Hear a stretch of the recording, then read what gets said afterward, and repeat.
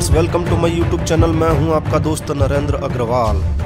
तो दोस्तों, हमारे इस चैनल के माध्यम से हम विभिन्न प्रकार की बीमारियों के संबंध में जानकारी शेयर करने का प्रयास कर रहे हैं ताकि लोग जागरूक रहें और इन बीमारियों से बच सकें। इनके लक्षणों को पहचान कर जल्दी ही वह डायग्नोस कर सकें कि उन्हें या उनके परिवार में किसी को इस प्रकार का कोई रोग हो सकता है। समय पर जानकारी होने पर किसी भी रोग का पूरी तरह से निदान किया जाना संभव हो पाता है। तो आज इसी कड़ी में हम बात करेंगे निमोनिया के संबंध में। निमोनिया क्या है, कैसे हो सकता है या कैसे होता है, और हो जाने पर आप इनके लक्षणों को पहचान कर किस प्रकार शीघ्र इलाज करवा सकते हैं या फिर कुछ घरेलू उपायों को भी अपना सकते हैं। दोस्तों, निमोनिया होना आज एक आम बात हो चुकी है और पूरी दुनिया में बच्चों की मौत का सबसे बड़ा कारण निमोनिया है। ताज़ा आंकड़ों के अनुसार हर साल लगभग 1,10,000 बच्चे जिनकी उम्र 5 वर्ष से भी कम होती है निमोनिया से मर जाते हैं। काफ़ी दर्दनाक आंकड़े हैं।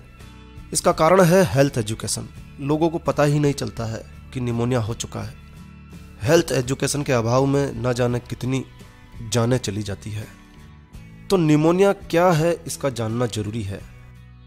देखिए दोस्तों, निमोनिया होने का प्रमुख कारण है स्ट्रेप्टोकॉक्स नामक एक बैक्टीरिया होता है। स्ट्रेप्टोकॉक्स निमोनिया नाम का, जो हमारे फेफड़ों को इन्फेक्टेड करके हमारी सांस लेने की प्रणाली को प्रभावित करता है। कभी कभी किसी फ्लू वायरस की वजह से भी हमें निमोनिया हो सकता है। निमोनिया का बैक्टीरिया अवसरवादी होता है। निमोनिया का जो कीटाणु होता है, रोगाणु होता है, वह अवसरवादी होता है। तो जब आपका इम्यून सिस्टम कमज़ोर होता है तो आपको यह तेज़ी से चपेट में लेता है।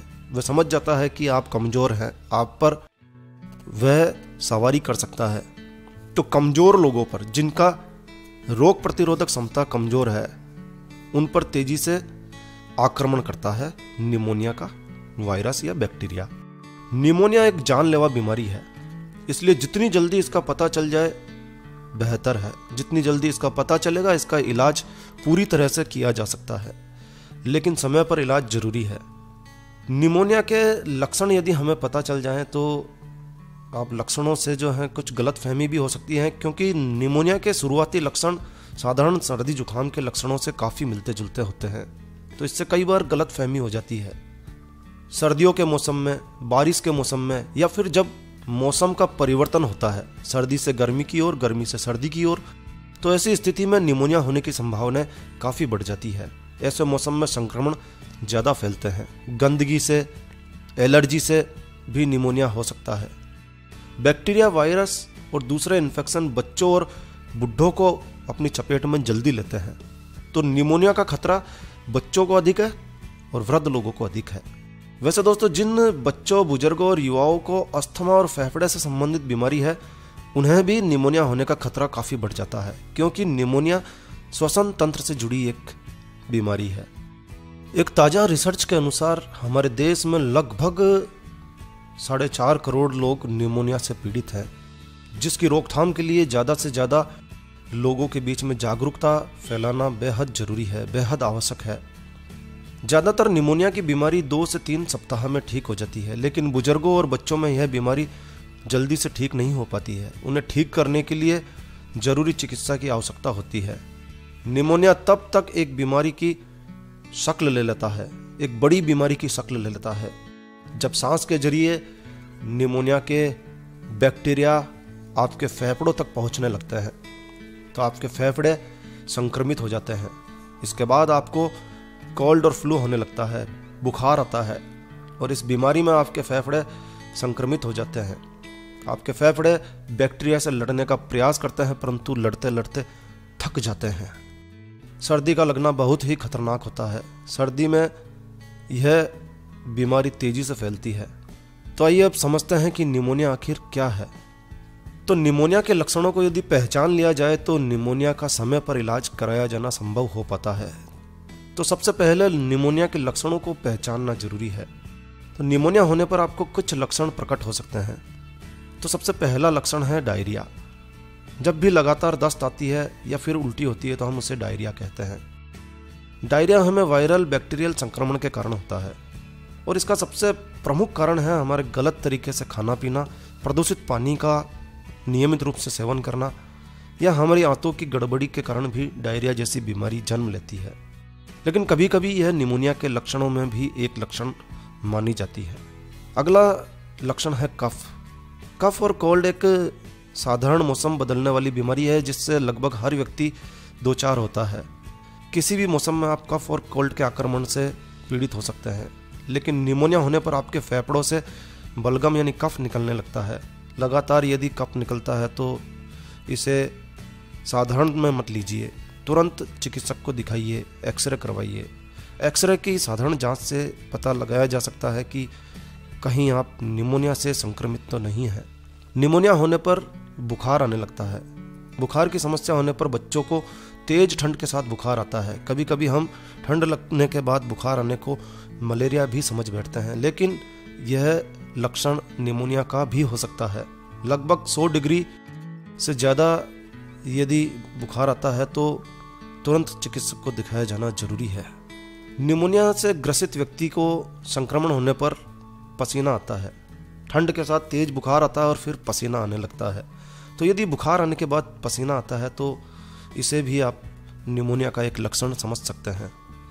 और सबसे गंभीर लक्षण जो है सांस लेने में तकलीफ होना। जी हाँ दोस्तों, निमोनिया से ग्रसित रोगी की सांसें तेजी से चलती है। और आपको बता दें कि निमोनिया एक इन्फ्लेमेटरी बीमारी है जिसके कीटाणु, जिसके बैक्टीरिया सबसे पहले फेफड़ों के वायु छिद्रों पर अटैक करते हैं। यानी आपके फेफड़ों पर सबसे पहले अटैक करता है निमोनिया का बैक्टीरिया। और जब इसकी संख्या काफ़ी बढ़ जाती है, जब बैक्टीरिया की संख्या काफ़ी बढ़ जाती है तो यह नाक और गले से गुजरने वाली हवा को भी प्रभावित करने लगता है। यानी आपके नाक से आप सांस लेने में आपको दिक्कत होने लगेगी, मुंह से सांस लेने पर भी आपको गले में कुछ दिक्कत महसूस होगी। बहुत ज़्यादा सांस की तकलीफ होने पर आपको ऑक्सीजन चढ़ाए जाने की भी आवश्यकता होती है। तो समय पर इलाज जरूरी है। यदि आपको बुखार के साथ सांस लेने में दिक्कत महसूस है तो आप तुरंत चिकित्सक की सलाह लीजिए, एक्सरे करवाइए। निमोनिया से ग्रसित व्यक्ति का एक लक्षण यह भी है कि इस बीमारी से पीड़ित व्यक्तियों के मांसपेशियों में दर्द होता है, तेज दर्द होता है, सिर दर्द होता है, थका हुआ और कमजोर महसूस करता है। इसके अलावा शरीर में ऑक्सीजन की कमी के कारण अपने आप को उदास महसूस करता है।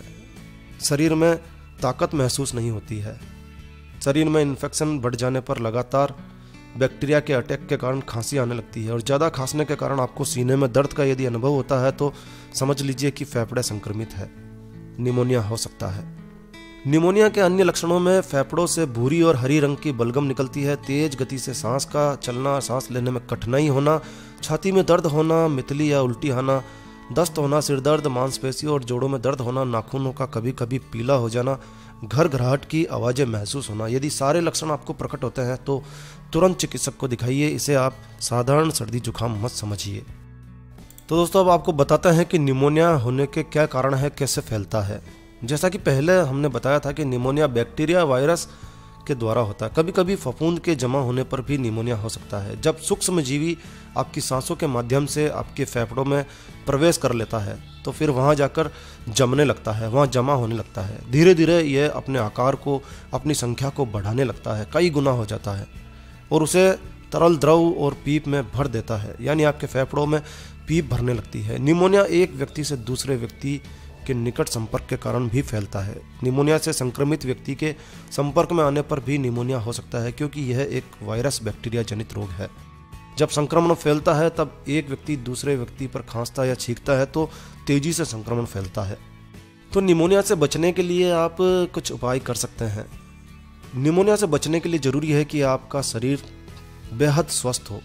जो लोग कमजोर होते हैं उन पर निमोनिया पहले अटैक करता है, तो आपको अपने आप को स्वस्थ रखना है, कमजोर नहीं रखना है। इसके लिए आप बादाम या मुनक्का का प्रयोग करें। अगर आप चाहते हैं कि आपके बच्चों को निमोनिया ना हो, निमोनिया से बचे रहें, तो निमोनिया से बचा रखने के लिए आप बच्चों को बादाम और मुनक्का मिलाकर खिलाइए।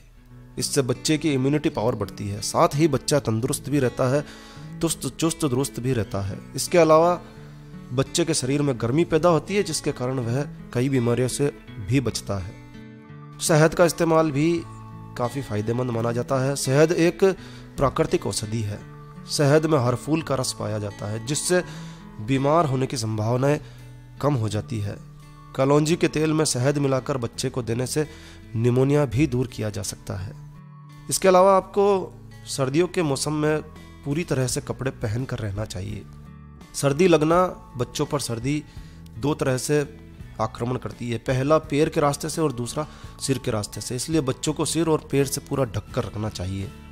इसके अलावा आप जैतून के तेल का प्रयोग कर सकते हैं। जैतून का तेल काफ़ी गर्म माना जाता है, इसलिए रात को सोते समय बच्चों के सिर पर इसकी मालिश करनी चाहिए। ऐसा करने से बच्चे का सिर और शरीर गर्म रहता है। पैर पर मालिश करने से बच्चे को निमोनिया से बचाया जा सकता है।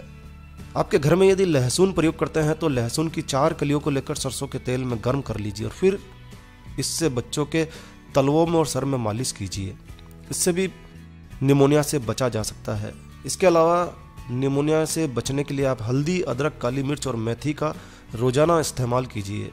हल्दी, अदरक, काली मिर्च और मेथी के इस्तेमाल से फेफड़े स्वस्थ बने रहते हैं। सर्दी के दिनों में बच्चों को धूप में रखिए और रोजाना तुलसी के पत्तों का सेवन कीजिए। तुलसी के पत्ते बेहद स्वास्थ्य वर्धक माने जाते हैं। काली मिर्च, तुलसी के पत्ते, मिश्री मिलाकर इसका चूर्ण तैयार कर लीजिए और इसकी छोटी छोटी गोलियां बनाकर सुबह और शाम आप पानी के साथ में ले सकते हैं। इसके अलावा दूध में केसर मिलाकर पीने से भी निमोनिया से बचा जा सकता है। तो निमोनिया का शुरुआती तौर पर ही निमोनिया के लक्षणों को पहचान कर आप निमोनिया से बच सकते हैं। यदि शुरुआती तौर पे ही लक्षणों को देखकर आप इलाज करवा लेते हैं तो कुछ एंटीबायोटिक्स दवाओं को खाने के बाद आपका निमोनिया पूरी तरह से क्योर किया जा सकता है। और दोस्तों, ये सच है कि निमोनिया एक साइलेंट किलर है। हर मिनट हमारे देश में एक बच्चा निमोनिया से मर जाता है, और वो भी सिर्फ हमारी गलत फहमी के कारण, वो भी सिर्फ हमारी हेल्थ एजुकेशन की कमी के कारण। हर घंटे निमोनिया से लगभग 45 बच्चों की मौत होती है। दोस्तों, मेरी आपसे रिक्वेस्ट है, हाथ जोड़कर प्रार्थना है, इस वीडियो को अधिक से अधिक शेयर करें ताकि आपके इस अनुपम मानवता के महान कार्य से किसी बच्चे की, किसी बड़े की, किसी वृद्ध की जान बचाई जा सके। हेल्थ एजुकेशन बेहद ज़रूरी है। हेल्थ एजुकेशन के अभाव में हमारे देश में न जाने कितनी मौतें हो जाती है। मुझे विश्वास है कि आप अपने सोशल मीडिया पर, फेसबुक पर, ट्विटर पर मेरे इस वीडियो को शेयर जरूर करेंगे। और दोस्तों, यदि आपको यह वीडियो, यह जानकारी अच्छी लगी हो, यूज़फुल लगी हो तो कृपया लाइक के बटन पर जरूर क्लिक कीजिए। और यदि आपने हमारा ये चैनल सब्सक्राइब नहीं किया हुआ है तो कृपया चैनल सब्सक्राइब कर लीजिए, क्योंकि इस चैनल पर हम लेकर आते हैं आपके लिए तरह तरह की धार्मिक जानकारियाँ, होम रेमेडीज, होम टिप्स और टेक्निकल नॉलेज। तो सब्सक्राइब करने पर आपको हमारे नए वीडियोस की अपलोड्स लगातार निरंतर मिलती रहेगी। और हाँ दोस्तों, सब्सक्राइब करने के तुरंत बाद घंटी के बटन पर क्लिक करना ना भूलिए। तो एक नया वीडियो, एक नई जानकारी लेकर मैं आपका दोस्त नरेंद्र अग्रवाल फिर मिलूंगा। तब तक के लिए stay healthy, stay happy. Thank you for watching my video. Thanks. जय श्री राम, जय हनुमान।